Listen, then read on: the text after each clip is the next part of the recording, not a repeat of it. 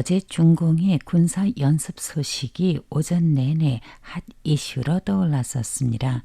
중공군의 타이완을 겨냥한 연합 리젠 2024B 군사연습은 어제 10월 14일 이른 아침에 시작을 알린 후 이날 오후 6시 중공 해방군 동부전구 신문 담당 대변인은 연합 리젠 2024B 군사연습은 원만하게 완성했다고 선포하며 타이완 봉쇄작전은 마무리됐습니다.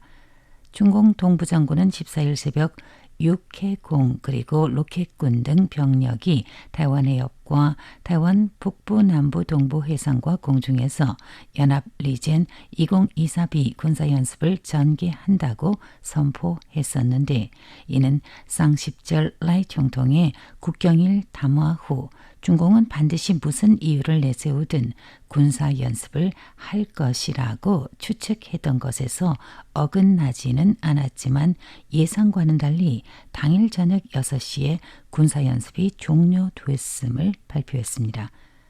10월 14일 오전 5시 2분부터 오후 4시 30분 사이 중공군 연합 리젠 2024B 연습 관련 우리 국군이 장악한 중공군의 정보는 작전함 17척과 해경 공무선 17척이 타이완 주변 해역에서 활동을 했고 전투기 헬기 무인기 125대 등의 활동이 포착됐다고 중화민국 국방부는 14일 저녁 중공 군사훈련 상황 설명 임시 기자회견에서 발표했습니다.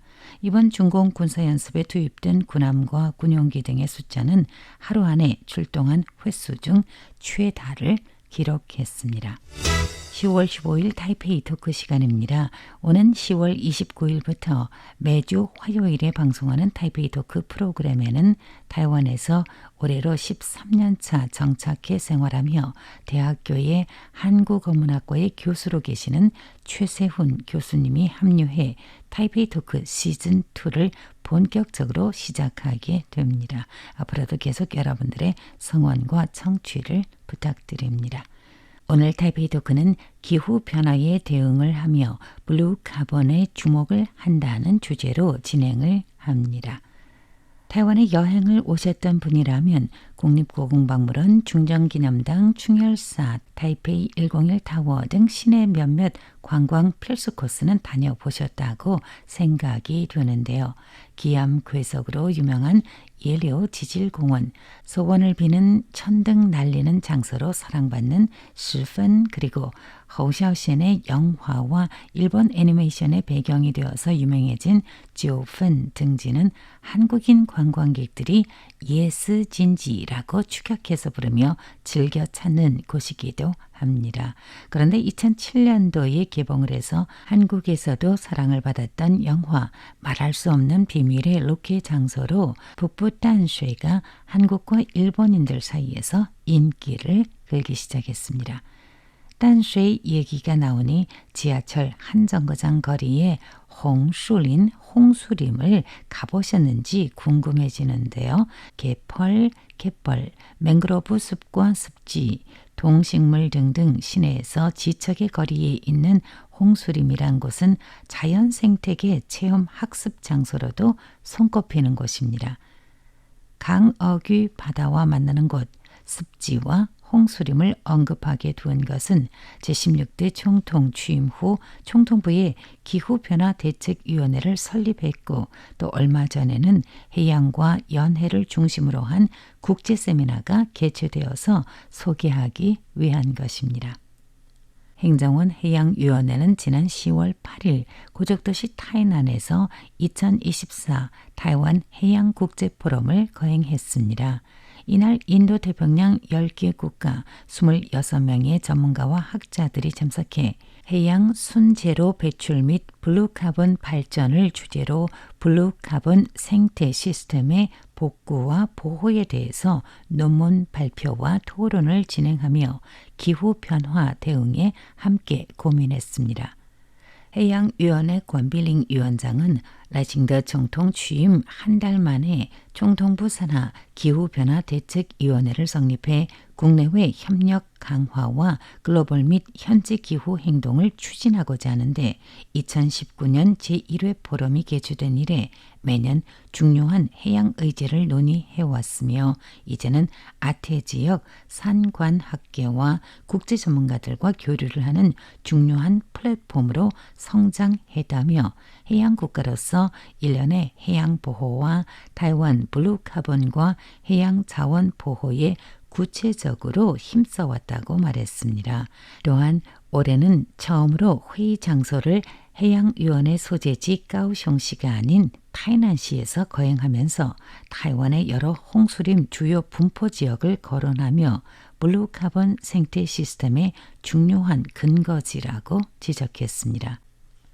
타이완은 3만 6천 제곱킬로미터 면적의 풍부한 생물의 다양성을 보이고 있는데 타이완섬이 위치한 기후대는 북위 23.16도의 북회기선이 지나는 랜드마크는 화롄현의 2곳과 짜이현의 1곳 등 모두 3곳이 있습니다. 북회기선이 타이완섬을 지나가며 섬의 기후는 남북으로 다릅니다. 즉 북회기선 이북으로는 아열대 기후, 이남으로는 열대 기후로 타이페이와 까오숑의 날씨는 같은 여름철이나 겨울철 속에서도 완연 다른 양상을 보일 때가 많습니다.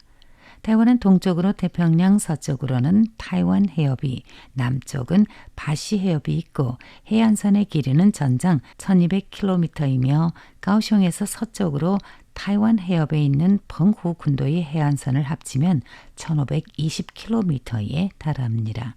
물에 떠있는 섬이다 보니 해안선이 길고 강 어귀는 짠물 바다와 만나며 북부의 딴쉐 지역, 신주현, 멸리현 등지를 비롯해서 계속 남쪽으로 오면은 타이난시와 까오숑시, 빙동현 등등 서부 해안선을 따라 수많은 갯벌, 갯벌이 형성되며 다양한 생태를 이루고 있고 이 중에는 나무숲을 이루는 홍수림은 타이완인에게 매우 익숙합니다. 맹그로브 나무가 모여서 숲을 이뤄 나무의 붉은 뿌리가 특히 눈에 띄는데 타이완에서는 이를 붉을홍과 나무숲 수림을 써서 홍수림이라고 부르게 된 것입니다.